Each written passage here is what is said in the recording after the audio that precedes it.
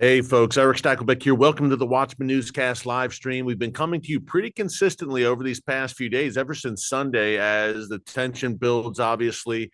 And many around the world, not just in the Middle East, are concerned about a possible Iran slash Hezbollah slash Houthi, Iranian axis, I guess we should say, attack against Israel. And the world has been anticipating this for over a week now. Remember, Ismail Haniyeh, the Hamas leader, was killed in Tehran under the Iranian regime's noses early last Wednesday, a week ago now, early last Wednesday morning.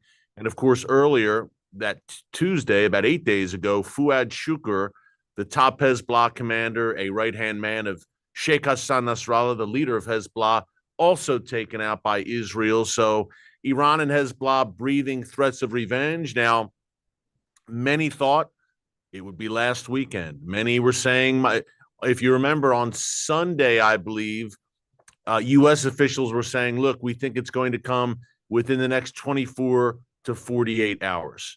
Well, we're beyond that now. Now it's Wednesday, and let's see, it's past midnight or a little past midnight in the Middle East right now.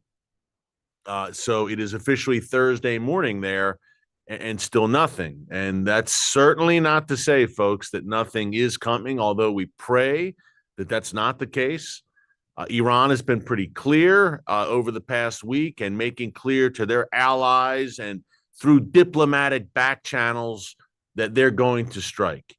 Now we're getting a somewhat different picture, though, 1 week in after this all really broke out, that perhaps Hezbollah will strike first, likely in tandem with Iran, perhaps the initial barrage will come from Hezbollah, which is also seeking revenge again for the death of Fuad Shukr. And now another report that the new Iranian president, Masoud Pezeshkian, has encouraged Iran's supreme leader, Ayatollah Khamenei, who, remember, is the ultimate authority. The president is essentially a figurehead.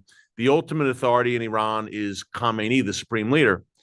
But Pezeshkian reportedly, according to one report out of the region, has encouraged Khamenei to not strike Israel.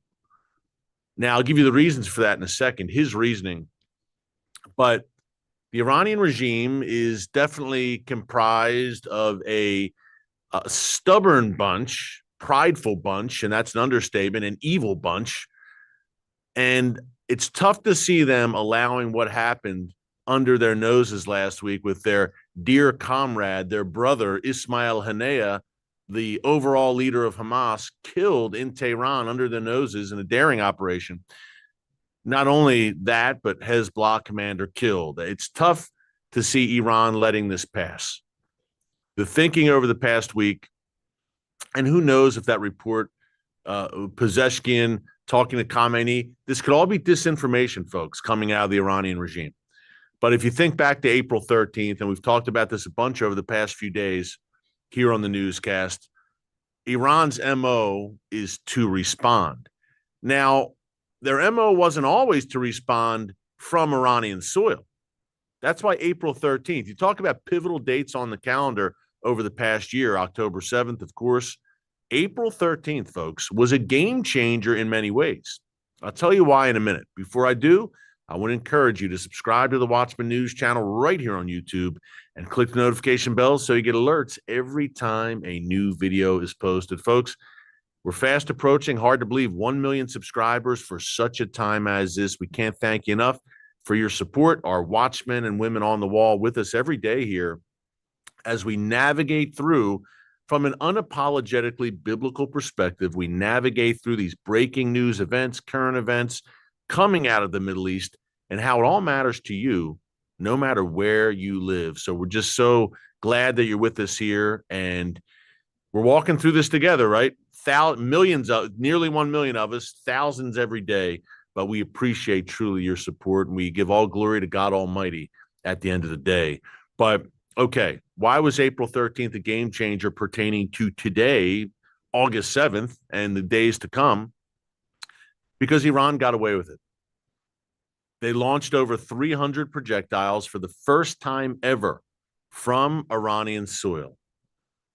And Israel responded with literally one missile that struck a sensitive site in Natanz, where a nuclear facility is in Iran. It was more a symbolic strike back, but that was it. Iran did not pay a heavy price for that unprecedented barrage that it unleashed on April 13th.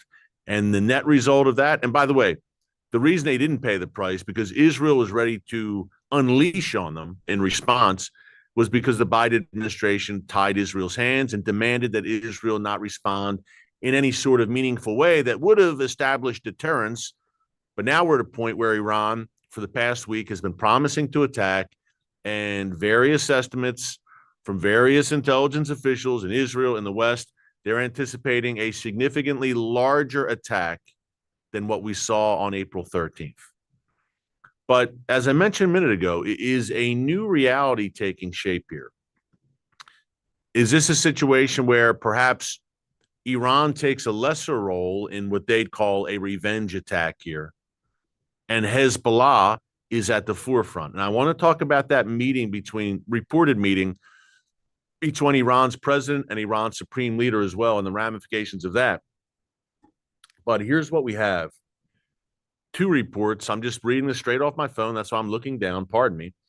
Out of the Times of Israel, report: Israeli officials increasingly believe it will be Hezbollah rather than Iran that will be first to launch a major attack on Israel in the coming days, according to Israel's Channel 12. Without citing sources, interesting, the network also says that Israel has conveyed to both Hezbollah and Iran that any harm to civilians in Israel, that's the red line, during their promised retaliation will be a red line, which will lead to a, quote, disproportionate response. So Israel is saying, if you dare harm a hair on the head of any civilian, kill any Israeli civilian, we're going to unleash. Interesting. Another piece along those lines. I'm just going to kind of give you a roundup from the region. This is from Israeli Defense Minister Yoav Gallant, also pertains to our conversation right now. Defense Minister Yoav Gallant warned on Wednesday, today, August 7th, that Hezbollah may hit Israel harder than Iran, noting that it may misread and downplay how hard Israel will hit back, meaning Hezbollah may be underestimating just how hard Israel is prepared to strike back, not only at Hezbollah, but Lebanon writ large. Here's more. And Gallant stressed, folks, if civilians are killed, Israel's all in. Quote, at a military drill in northern Israel near the Lebanon border, Yoav Gallant, the defense minister, said, as I'm quoting him, as things stand, Nasrallah, the Hezbollah leader, may drag Lebanon into paying extremely heavy prices. The heaviest there are. So that's some serious stuff from Yoav Gallant. They do not realize what could happen to them. He's talking about Hezbollah. And he added, this is the defense minister of Israel, if they looked at the pictures of Gaza, I believe Hezbollah would understand. But sometimes logic is overcome by, I guess, emotion, revenge. Further, he stated that the situation, quote, could deteriorate into a full war. This is not theoretical, but very real. And the IDF chief of staff, Herzi Halevi, added that Israel is at a high point of readiness should Iran or Hezbollah attack, and Israel is ready to go quickly on the attack. And we've discussed this throughout the week, right, folks? And again, if you miss any of our newscasts, our live stream, just check them out here in our archives on the homepage under newscast. It is all right there. But we've been talking about this, and I've argued that it seems that it would make sense for Israel to strike preemptively. Why do I say that? Well, I mean, what would you do if you know a country is going to attack you and you have an idea where their missile launchers are, and in western Iran and in southern Lebanon, and where the attack's going to emanate from. But it seems to make sense to strike first to blunt that coming attack. Yesterday, I made the comparison between the 6-Day War. I'm not being a warmonger before those accusations get thrown around. I'm just saying, if someone's going to strike you, and Iran has made clear, we are going to strike you, it seems to maybe be wise to get ahead of them and strike them first, again, to blunt that assault. I gave the 6-Day War, Yom Kippur War comparison. 1967, Israel struck its enemies first as they gathered on Israel's borders, breathing threats of annihilation. And Israel won a resounding, miraculous victory in the 6-Day War. Yom Kippur War, 6 years later, different story. Israel's enemies attacked first, and things got very, very dicey before Israel ultimately prevailed and won a pretty significant victory in the Yom Kippur War, but it was costly. Now, 2024 is not 1967 or 1973. I get it. But interesting that demonic genocidal forces are once again gathering and vowing the destruction of Israel. And here's some quotes for you, by the way. And what do you think? Leave some comments. We had some really, I want to describe some annihilation remarks from top Iranian regime officials that they were bandying about today. But we had some thoughtful comments yesterday that I thought were really smart. One commenter said, Eric, love what you're doing, love the show. I have to disagree with you, this commenter said, about preemption. And the point he made was, look, Israel just doesn't have the diplomatic cover to do it. And which is true. Hey, no doubt. And I've talked about this. The Biden administration in particular has been browbeating Israel and saying, don't you dare strike first. If you go on the offensive, we're not going to help you. Because look, Israel is depending on that coalition that we saw put together on April 13th, in which Israel was joined by the United States, the UK, Saudi Arabia, Jordan, to intercept 99% of those incoming Iranian projectiles in what I believe was a miraculous display. And I don't throw these terms around lightly when it applies to the 6-Day War or April 13th. These were miraculous outcomes, no doubt. Israel's counting on that shared missile defense wall with its allies once again, if and when Iran/Hezbollah, the Houthis, attack. And is Biden through back channel, not even through back channels, face-to-face, saying, no, we won't do it unless you do it our way. This can only be a defensive operation. That's the message conveyed from D.C. to Israel. Remember, after April 13th, the incredible victory, you would say, on one hand, but as I mentioned earlier, also a game changer in a wrong way, in that there was no significant response to it. And that's why we have the situation we're in right now, because Iran's emboldened. But Biden said in the wake of April 13th to Bibi Netanyahu, the Israeli prime minister, you got the win, take the win, meaning that's it, don't react, don't respond. And that lack of a response emboldened Iran to try it again to a greater magnitude, it seems. We're about to see, God forbid, but all indications point in that direction. This is the same Biden administration. We're hearing reports that emerged just yesterday that was furious. They were irate over Israel taking out Ismail Haniyeh, the Hamas, the not so dearly departed Hamas terror chief, last week in Tehran. Because the U.S. government said, and remember, the American people are still overwhelmingly pro-Israel. This administration, with all its disastrous foreign policy decisions and creating daylight between the U.S. and Israel, that's another, withholding arms shipments, that's another story. But the Biden administration was furious because they said, look, Ismail Haniyeh was the point man for ceasefire discussions between Israel and Hamas. Once again, we've had the mainstream media here in the West and Western diplomats, folks, falling into this trap over the past week of portraying Ismail Haniyeh as a moderating voice, a peace negotiator in Hamas. the same Ismail Haniyeh, and we've showed you the footage here on the newscast, who on the very day of October 7th, as his minions, his orcs that he employs, were carrying out mass slaughter in southern Israel, he was celebrating on camera as he watched. He was demonic. And if you had any doubt about Hamas and, well, you know, maybe they've changed their spots, maybe they're reasonable, they just want a ceasefire.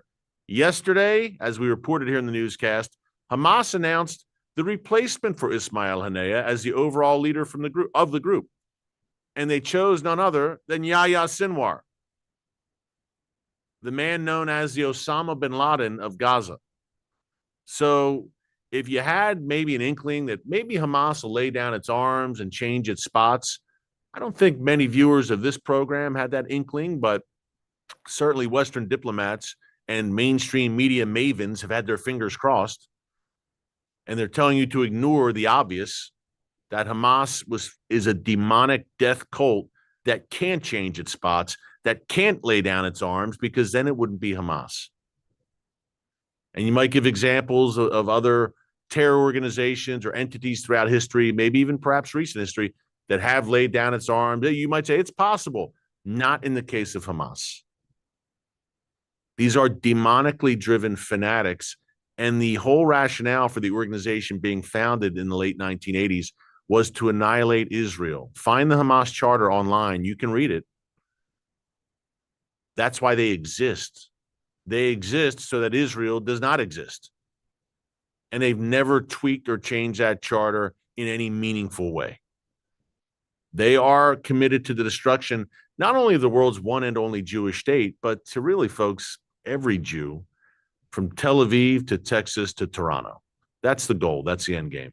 So it should surprise no one that they've showed their true face and said, we're not even going to try to hide it. Ismail Haniyeh, you know, in Arab capitals, visiting Tehran where he was killed, and in Qatar, and playing the game here. He's a billionaire, by the way, was past tense a billionaire, who skimmed off billions, all those billions that Western governments and aid organizations have funneled into Gaza. The aid's been flowing, man, for years and years and years.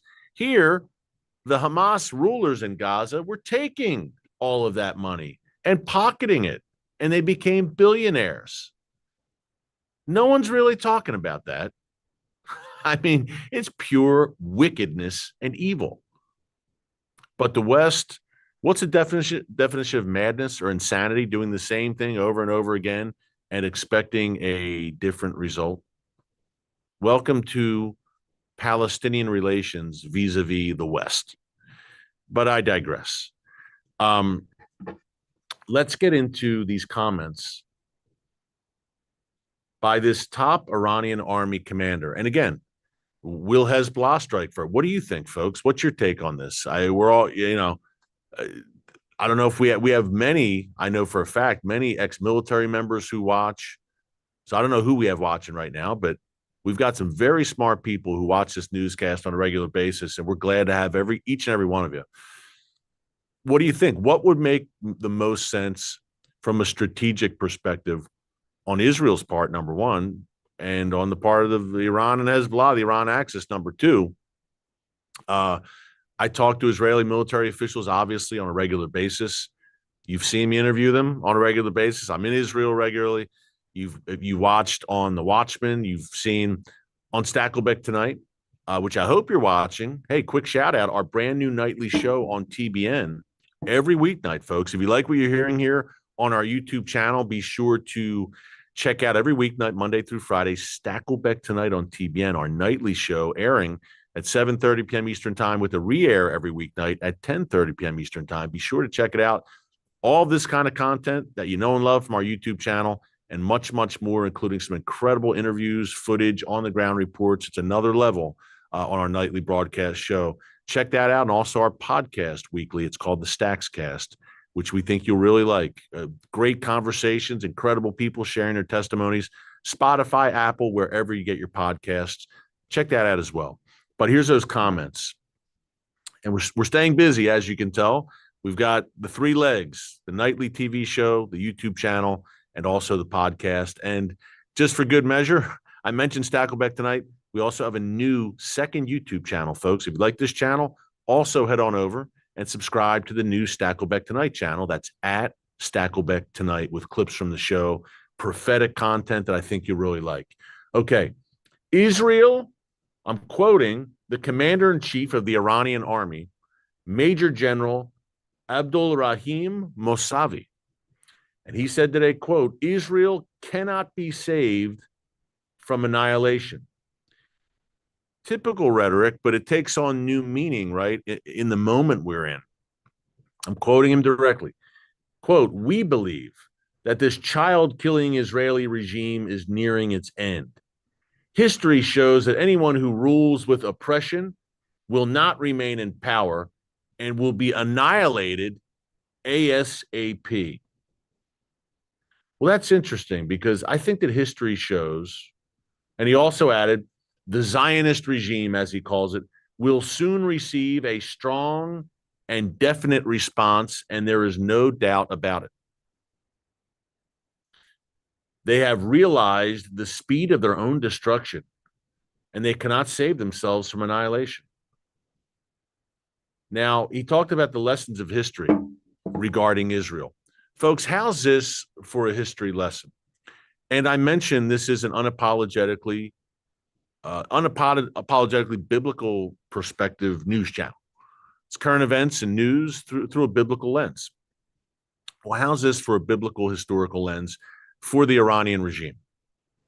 I call it the Genesis 12:3 principle. We're talking about Israel and the enemies of Israel in history. He certainly has a different take. Here's my take. The book of Genesis chapter 12, verse 3. God tells Abraham, I will bless those who bless you, and I will curse those who curse you. Meaning, I will bless those who bless you and your people, Israel, the Jewish people. That's the people of Abraham.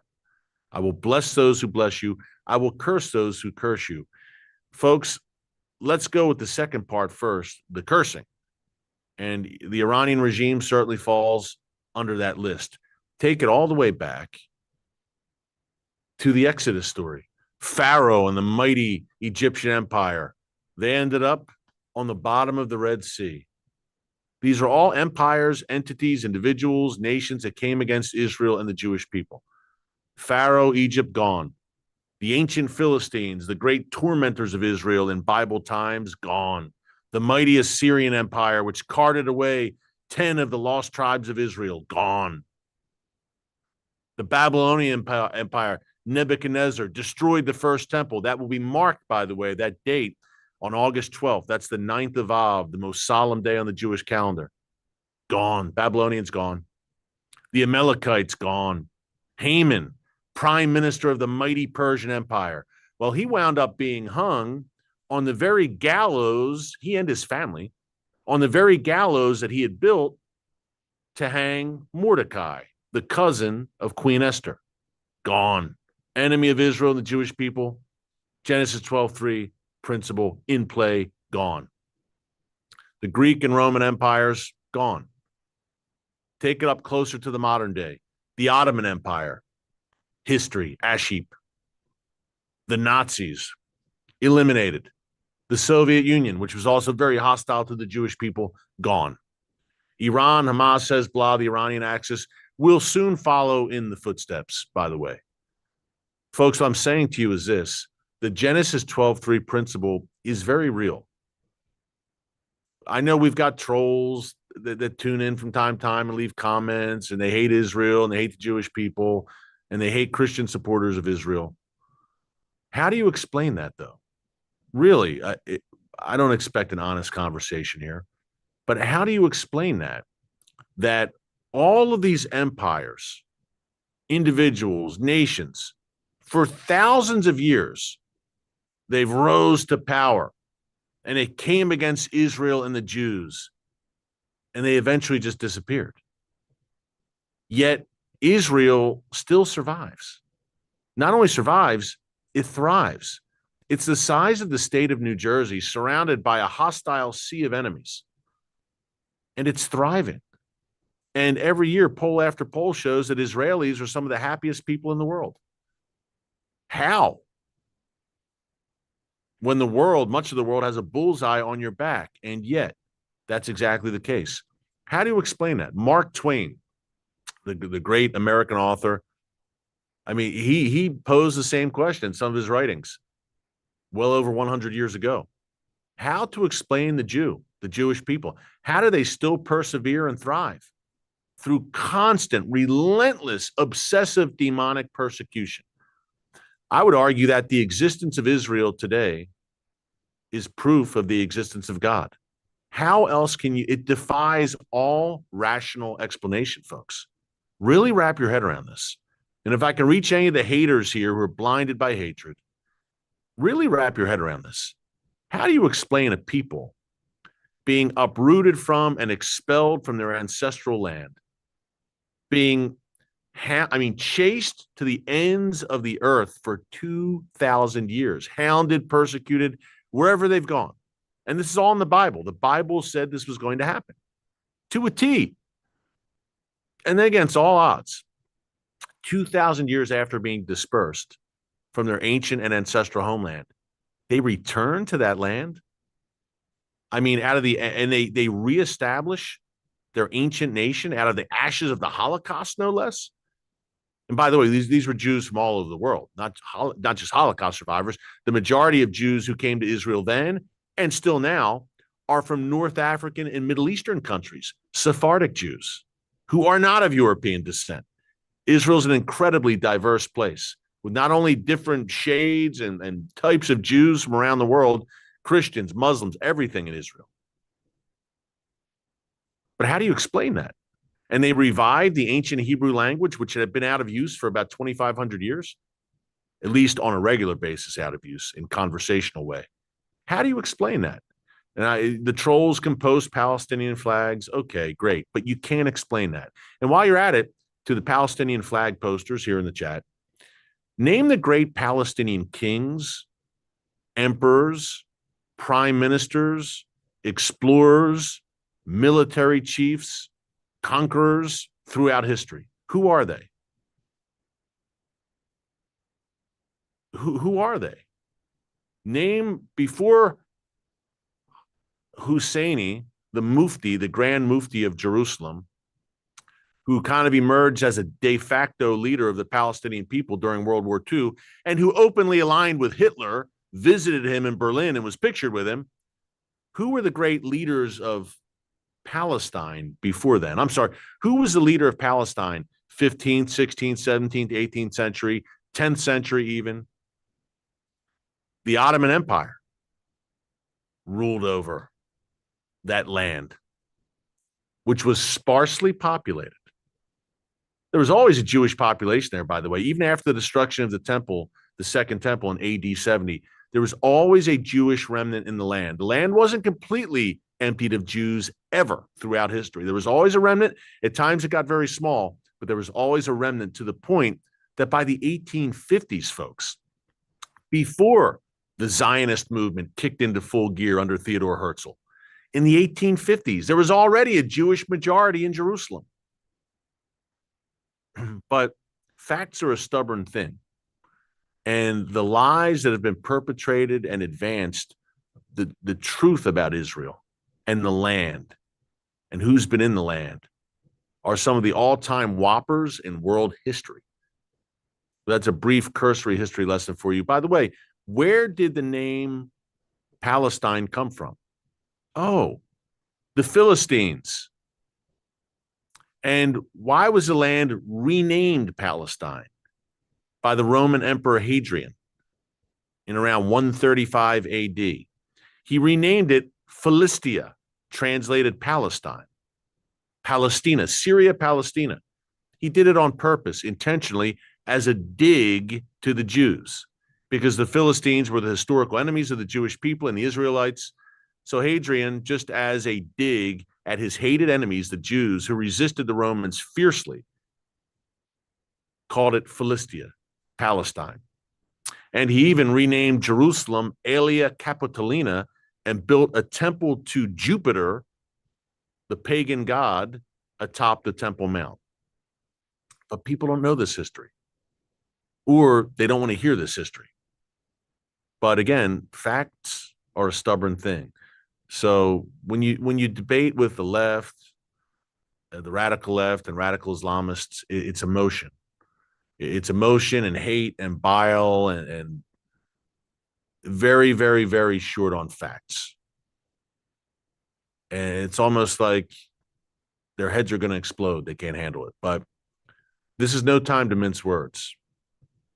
And this is time, in times of what seems to be just universal deceit, when times when good is called evil and evil is called good, we're going to bring the truth here on this channel. So we're glad you're with us. We thank you for subscribing. Hey, we're watching everything very closely that's developing in the Middle East. What happens in the Middle East does not stay in the Middle East. We will certainly keep you posted. So keep it right here. Make sure to subscribe so you get the updates. Until tomorrow, God bless you. And remember, never hold your peace. Hey everyone, thanks for checking out the Watchman Newscast. Make sure you hit the subscribe button so you never miss an upload, and tap the bell icon so you're notified every time a new video is posted. And don't forget to share your thoughts, insights, and comments below. Thanks for watching. We'll see you back here tomorrow.